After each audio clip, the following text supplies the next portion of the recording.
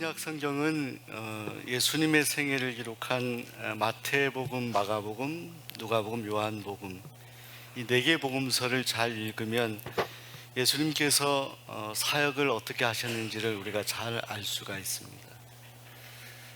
예수님의 목소리가 그리우면 우린 사복음서 말씀을 읽으면 됩니다. 주님이 하셨던 말씀들이 그대로 고스란히 남아있는 책이 사복음서 말씀입니다. 그런데 이 신약 성경 27권 가운데 사실은 대부분의 많은 책을 사도 바울이 썼습니다. 그래서 우리는 이 책들을 바울 서신이라고 합니다. 왜냐하면 편지 형식으로 썼기 때문에 그렇습니다. 편지. 이 책들 가운데 특별히 지금은 대부분의 신약학자들 또 설교가들 목회자들이 동의하는 것은 이 바울 서신 가운데 바울이 예수님을 만나고 선교 여행을 다니게 되는데 그 여행의 지역이 지금의 터키 지진난 이 소아시아 지역 그리고 더 넘어서 그리스 당시엔 마게도냐라고 하죠. 이 지역들 그리고 로마에까지 가서 바울이 선교여행을 합니다. 근데 특별히 이 바울 서신들 가운데 마지막 바울이 가장 마지막에 쓴 책이 디모데 후서입니다. 디모데후서.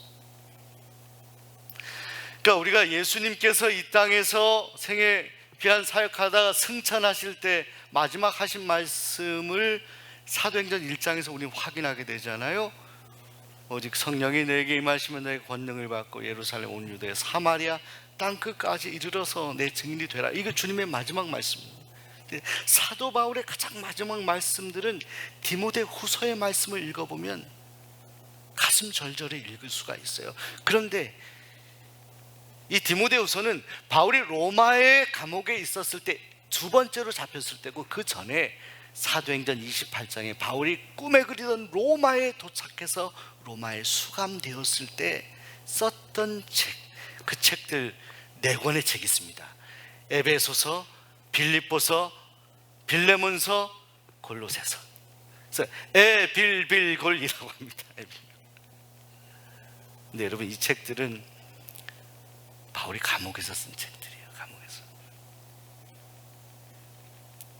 감옥에서 쓰는데 특별히 에베소서 6장 말씀은 이 에베소서에서도 가장 마지막 결론적인 말씀. 5장에서는 부부 사이의 관계를 다루는데 6장에 와서 바울이 부모와 자녀와의 관계에 대해서 말씀을 하는데 특별히 이렇게 자녀들 된 성도들에게 에베소 교인들에게 권면을 합니다. 자, 에베소 교회는 바울이 정이 많이 들었던 교회였습니다. 바울이 선교여행 하다가 이 에베소를 들렸는데 결국 이 에베소에서 3차 전도 여행 때는 3년의 시간을 보냅니다. 3년. 여러분 바울은요 그렇게 오랫동안 한 곳에 머무르지 않았습니다. 다니면서 바울은 사역을 했는데 3년이나 에베소에 사역했으니까 얼마나 정이 많이 들었겠습니까?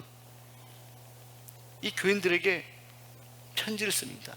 특별히 여러분들 이 에베소에 바울이 많이 관심을 가지고 정을 기울였다는 또 하나의 증거는 바울의 아들처럼 생각했던 디모데를 바울이 파송하였습니다. 그게 바로 에베소입니다. 에베소. 과거에 아이를 출산하지 못한 그런 여인들이 아이를 낳으려면 에베소서를 읽어라 이런 이야기를 한 적이 있다. 에베소서 애를 갖게 하소서 이런. 네, 여러분 이 에베소서는 가만히 그 정황을 생각하면 가슴이 뭉클한 책입니다. 왠지 아세요? 바울이 로마 감옥에서요 부모에게 순종하라 얘기를 하거든요. 여러분 가만히 생각해 이 책을 썼던 바울의 생애를 볼 때 바울은 예수님 만나고요 부모님을 살필 여유가 없었어요. 왜? 계속 다녀야 됐기 때문에. 그래서 여러분 이 에베소서를 AD 62년 63년경으로 보고 있는데요 바울이 예수님 만나고 다마스쿠스에서 예수님 만난 이후에도 한참의 시간이 지난 다음이기 때문에 이 에베소서를 쓸 때에는 정작 이 사도 바울의 부모님이 생존했을 가능성은 거의 없어요. 왜냐하면 이 에베소서를 쓸 때쯤엔 바울이 거의 60세쯤 되었을 때인데 당시의 수명이 보통 60세, 65세 요 선에서 다 이 세상을 떠나는 것이 그때의 수명이었기 때문에 부모님이 살아계실 리는 없어요. 바울이 그런데 옥중 감옥에서 아마도 자신이 귀한 사역을, 선교 사역을 하다가 제대로 돌보지도 못한 다소라는 그 고향에 가서 부모님을 섬겨야 되는데 그렇지도 못한 그 부모님을 생각하면서 옥중에서 이 서신을 썼다라고 할 때 이 에베소서는 우리에게 조금 다른 의미로 다가올 수 있을 거라는 거예요. 오늘 말씀에 사도 바울은 이렇게 권면합니다. 자녀들아, 주 안에서 너희 부모에게 순종하라. 이것이 옳으니라. 이것이 옳으니라. 여러분, 우리 주변에 계신 분들께 부모님에게 순종합시다. 부모님에게 순종합시다. 목사님, 저는 순종할 부모님이 안 계십니다. 이미 떠나셨습니다. 그럼 우리 어르신 성도님들은 아바 아버지들 하나님께 순종하겠습니다. 이렇게 생각하며 부모님을 떠오르고 추모하시길 바랍니다. 순종하라. 부모에게서 그런 중요한 단어가 있어요. 중요한 구절이. 사도 바울은 주 안에서 부모에게 순종하라고 말씀하는데 이 앞에 주 안에서라는 단어를 여기에 붙입니다. 여러분, 당시에 바울이요 이 편지를 쓸 때 대부분의 이 성경의 주석자들은 사도 바울이 예수 믿는 부모를 전제로 해서 이 말씀을 하고 있다라고 이야기합니다. 혹은 아니면 부모에게 순종하되 그 부모가 예수님을 믿도록 하는 것을 우선시하고 나서 순종하라, 이렇게 말씀합니다. 그러니까 이 말씀의 출발은 뭐냐? 사도 바울이 꿈꾸는 가정에 대한 비전이 있는데 이 말씀을 전하는 자녀들에 대해서 우선적으로 권면하는 것은 뭐냐? 너희 부모가 예수님 믿도록 해라라는 겁니다. 이방을 섬기고 우상을 섬기는 부모들의 그런 하나님과 정반대되는 그런 부모님의 명령을 너희가 순종할 필요는 없다라는 거예요.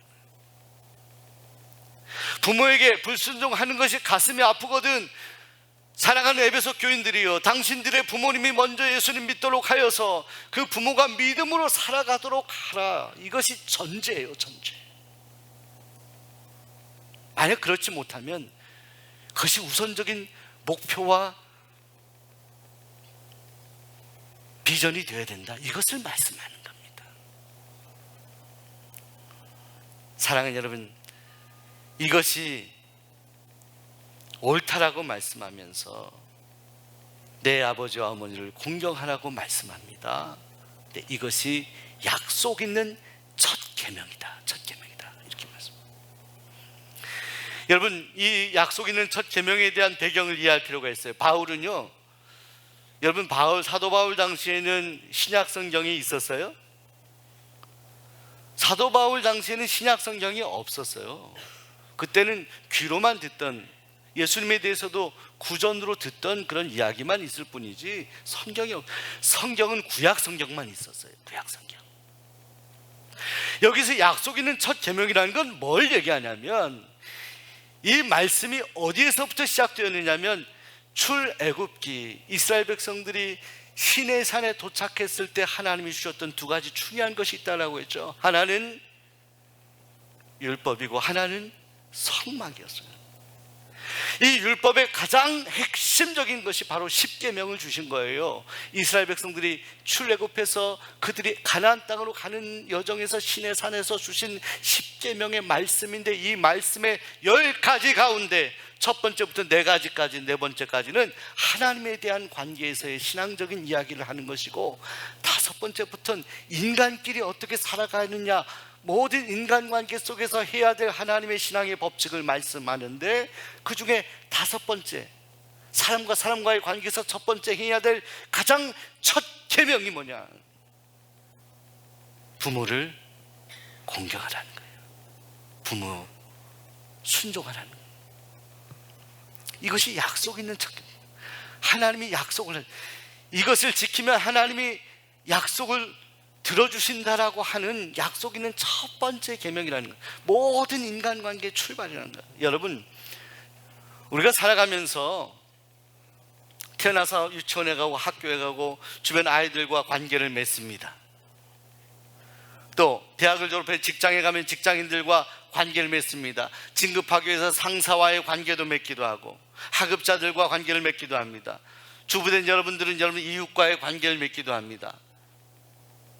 그런데 이 모든 인간관계의 첫 출발이 뭐냐? 부모와의 관계라는 거예요. 부모와의 관계.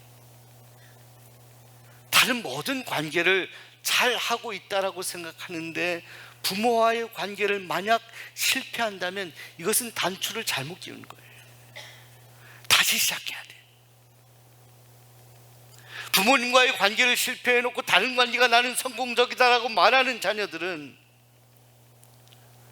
하나님께서 그 관계를 다시 출발하라고 하는 첫 계명이니까.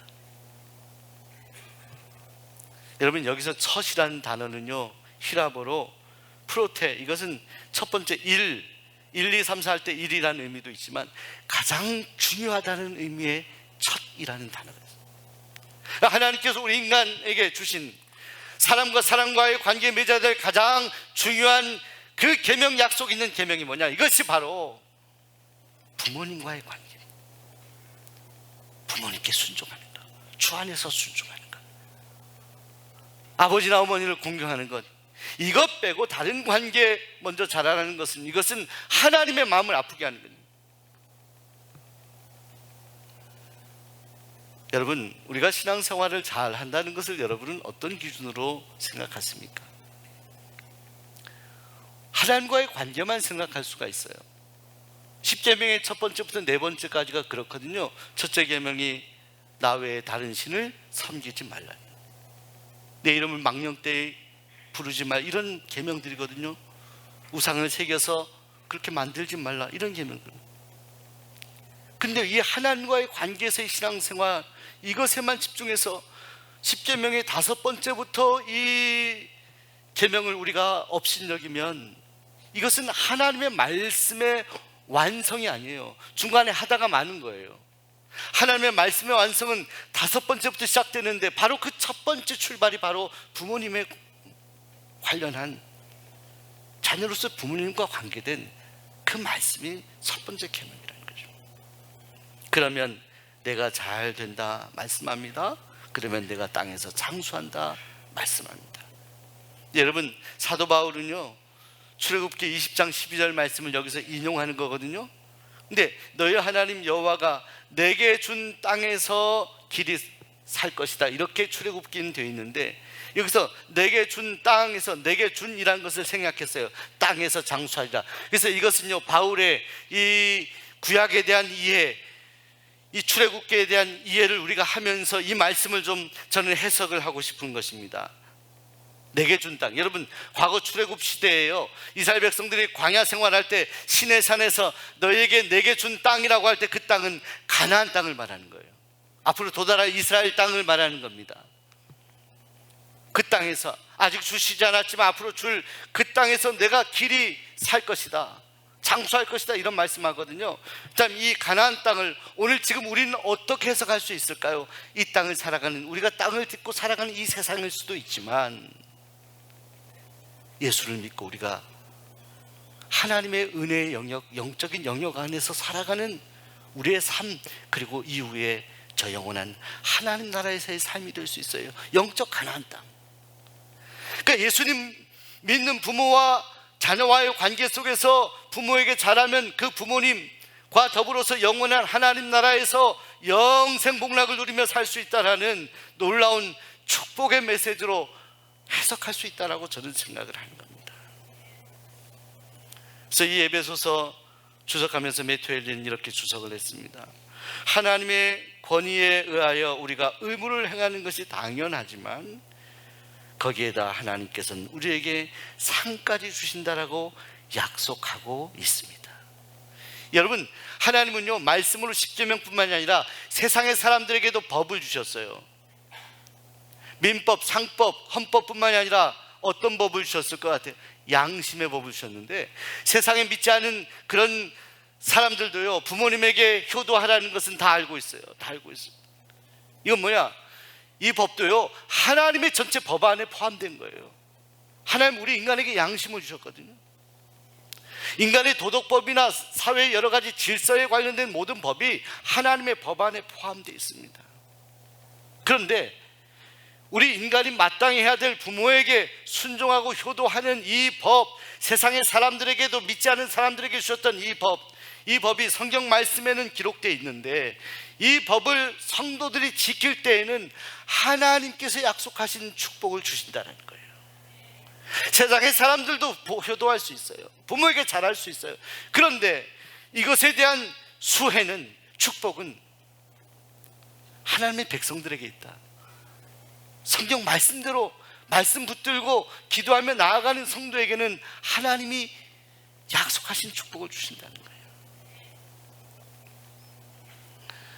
그러면서 사도 바울은 부모에게 효도하라, 부모에게 순종하라, 공경하라 이런 말씀을 하면서 이제는 자녀들에게 눈을 돌리게 됩니다. 또 아비들아 너희 자녀를 노엽게 하지 말고 오직 주의 교훈과 훈계로 양육하라. 여러분, 여러분의 자녀를 말씀으로 양육하시기 바랍니다. 말씀. 세상의 교육으로 채우려고 하지 말고요. 여러분, 이번에 대신방을 하면서 함께 저와 기도합시다. 제가 솔직히 말씀드리면 우리 성도님도 오랫동안 신앙생활 하신 분들 가운데도 자녀들이나 손주 손녀를 전혀 말씀과 신앙의 이 길과 관계없이 방치하는 분들이 너무 많아요. 너무 많아요. 여러분, 우리가 이 세상을 살면서 우리가 예수님 믿고 이 세상을 떠나는 것으로 끝나는 것이 아닙니다. 족하지 않습니다. 구약과 신약의 말씀들은요, 다윗이 있었기에 솔로몬이 있었고, 아브라함이 있었기 때문에 이삭이 있었고,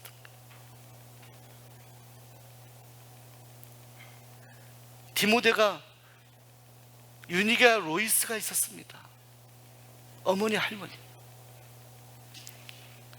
여러분, 우리가 우리의 자녀들을 그저 그렇게 살아가도록 방치하는 것은 정말 심각한 직무입니다.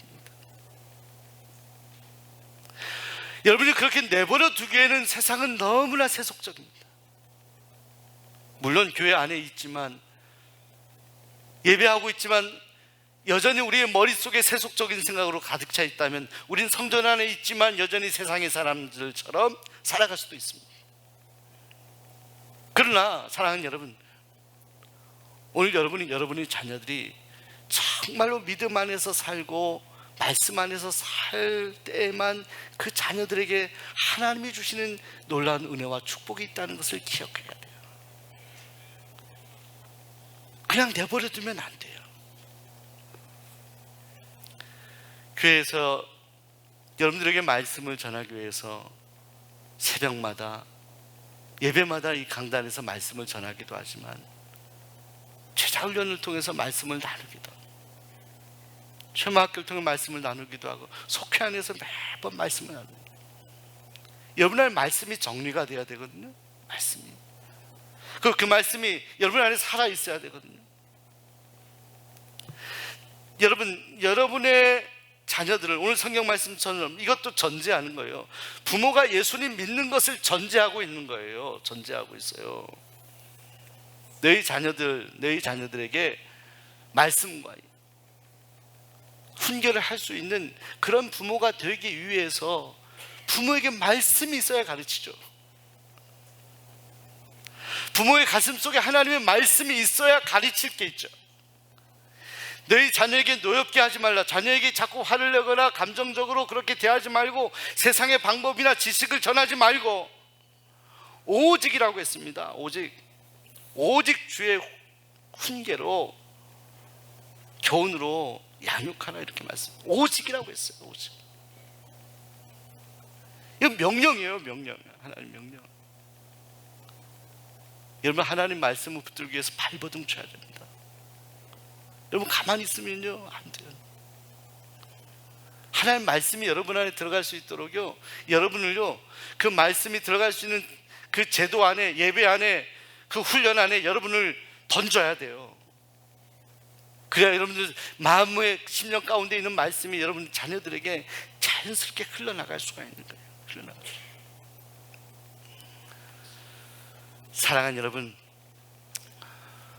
우리 부모님과 우리 자녀들, 그리고 부모님이 계시고 자녀들이 계신 우리 성도님들도 계실 것입니다. 위로는 부모님을 믿음으로 섬기고, 아래로는 자녀들을 말씀으로 잘 섬겨나가고, 시간이 될 때마다 자녀들에게 우리 함께 예배하자, 함께 하나님 말씀 읽자, 이러면서 가야 되거든요. 함께 우리 찬송하자, 가정에서. 자녀에게 우리 말씀 오늘 한 구절 함께 암송해 볼까 하면서 함께 아침에 하나님 말씀 함께 나누고, 이게 이루어져야 된다. 말씀. 여러분, 구약 성경에 룻기라는 책인데, 룻은요 이방 여인이었습니다. 모압 땅의 여인이었습니다. 이름도 없이 빛도 없이 그저 사라질 수 있는 여인이었는데, 이스라엘 땅에서 나옴이라고 하는 여인이 엘리멜렉이라는 남편과 자식 아들 데리고 그 모압 땅에 갔는데, 그 땅에서 이 나옴이라는 여인 남편이 죽고 아들 다 죽게 되는데, 그 아들들하고 결혼했던 한 여자가 룻이라는 여인인데, 나오미가 이 며느리에게 아들도 죽고 시아버지도 죽고 여기서 희망이 없으니까 이제는 너가 이 땅에서, 모압 땅에서 살아라고 하는데, 이 여인은 그렇지 않고 따라가겠다라고 해요. 따라가겠습니다 해서 따라가겠다. 아무것도 볼 것이 없는 시어머니를 바라보면서 베들레헴 땅 이스라엘로 돌아오게 됩니다. 먹을 것도 없었어요. 남의 밭에 가서 이삭을 주스면서 먹고 살아야 되는 가난하고 어려운 그런 여인, 아무 희망이 보이지 않는 여인이었는데, 이 여인이 예수 그리스도의 조상이 됩니다. 그 땅에서 보아스를 만나요. 보아스와 결혼하여서 낳은 오벳, 그리고 그 아들 이세, 그리고 이세의 아들 가운데 다윗이 있죠. 다윗의 조상이 돼요. 무엇으로부터? 어머니를 봉양하는 것부터. 이게 출발이에요. 아무것도 볼 게 없었어요. 룻에게는 그인의 믿음과 효심 때문에 그인이 복을 받은 거예요. 어떤 복? 예수 그리스도 우리를 구원하신 구세주의 조상이 됩니다. 육신의 조상. 사랑하는 여러분, 옛날에 대단히 몸이 약했던 한 할머니가 있었다고 하는데, 할아버지가 떠나고 할머니가 혼자 지내게 되자 그 아들 레위가 그 할머니, 그 어머니를 모시게 되었다고 합니다. 모셔서 함께 식사를 하는데, 어머니가 자꾸 이렇게 밥알을 흘리고 국을 흘리고 이러는데, 어느 날은 사고가 났어요. 국을 완전히 이렇게 엎어버린 거예요. 그러니까 그 아들하고 그 며느리 이 레위가 고민하다가 어머니를 위해서 따로 상을 마련하자 해가지고, 자신들은 이쪽 상에서, 어머니는 따로 상을 마련해서 거기서 편하게 드시라고 하는데, 그 어머니가 따로 상을 받고 그 식사하면서 아들 레위를 보는 거예요. 마음으로 슬피 우는 거예요. 그런데 그러던 어느 날 그 아들의 가족 가운데 아들이 하나 있었는데, 손주가 하나 있었는데, 그 손주가 보니까 무슨 라면 박스 같은 걸로 옆에서 식사하는데 상 같은 걸 만들고 있더라고요. 그래서 그 아들이 물었어요. 그럼 지금 뭐 하고 있냐 했더니, 그 할머니의 손자 됐던 그 아이가 이렇게 이야기하는 겁니다. 아버지 어머니도 나중에 때가 되면 따로 식사를 해야 될 것 같아서 미리 이거 박스를 접고 있다고 얘기하는. 그 얘기를 듣는데 그 아들 레위가 통곡을 합니다.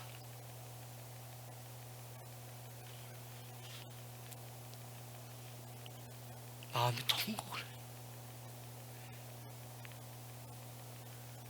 그리고 어머니를 다시 모십니다.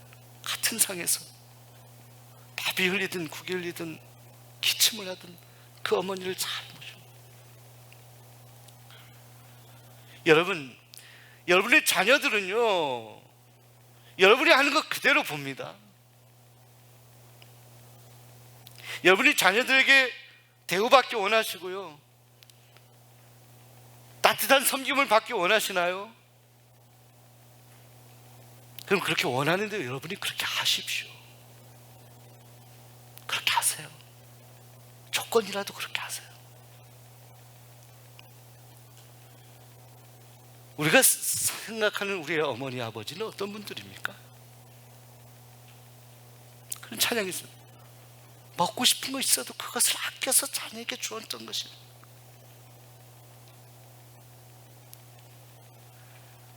옛날 그 어려웠던 시대는 자녀에게 젖을 먹일 젖이 없어가지고 남의 젖을 먹이던 그런 부모님이, 이것이 첫 계명, 부모에 대한 그 첫 계명. 이렇게 설교하는 저 자신도 늘 하나님 앞에 부끄러운 건 마찬가지입니다. 여러분, 그러나 이것이 인간적인 노력만으로는 어렵습니다. 여러분이 복음 안에서, 말씀 안에서 여러분 마음이 새로워지고, 말씀 안에서 여러분 마음의 빛이 비추어야 이 일이 가능해요. 이 일이 억지로는 어려워요. 왜냐하면 세대가 달라요. 여러분 부모의 세대를 볼 때 나의 세대와 너무나 다르다라고 판단하는 분들이 계십니다. 부모님이 나와 너무 다르다라고 생각하는 분들이 계셔요. 근데 여러분, 그렇다 하더라도 여러분이 그 부모님을 마음으로 포용하고 이해할 수 있어야 돼요. 왜? 여러분이 예수 믿는 자녀들이기 때문에 그래요. 왜? 예수님이 우리를 사랑해 주셨기 때문에. 구원이라는 것이 우리가 한 행위가 아니라 하나님의 은혜로 가능한 것처럼 그 은혜를 우리가 안다면 우리는 그렇게 살아가야 되는 거예요. 전에 제천에 있었던, 제천 출신의 한 판사가 있었는데 그 판사는 등이 굽었었어요. 곱추같이 그렇게. 근데 여러분, 그 판사의 삶의 히스토리가 너무나 가슴이 아픈 것이, 그 아버지가 술을 그렇게 많이 먹고 도박을 좋아했던 그런 부모였다고 합니다. 근데 한 번은 집에 와서 아내에게 돈 내놓으라고 하는데 돈이 있나요? 다 주고 없죠. 그랬을 때 그 술 취한 그 아버지가 그 아내를 타박하다가 화에 못 이겨서 그게 어린아이 아들을 그냥 마당에 던져버렸다고. 그 아이가 장애가 돼서 곱추처럼 그렇게 자란 거예요. 어릴 때 다른 애들한테 비방을 받고 손가락질 받으면서 자랐어요. 얼마나 마음이 아팠겠습니까? 아버지에게 그런 고통을 당했어요. 얼마나 마음에 한이 많았겠어요. 그런데 여러분, 그가요, 할 수 있는 게 공부밖에 없었다는 거예요. 남들은 막 뛰어놀고 하는데 움직일 수가 없고 책에 앉아서 공부만 하는 거예요. 하나님 은혜로 그가 사법시험에 패스해서 판사가 되는데 그 아들이 자기를 던져버렸던 그 아버지를 잘 섬겨요. 잘 섬겨요. 확인해 보니까 그 아들이 예수를 잘 믿는 아들이었습니다. 예수님을 영접한 아들, 말씀이 들어간 아들이에요. 원한이나 미움이나 다툼이나 이런 것들이 없어요. 왜?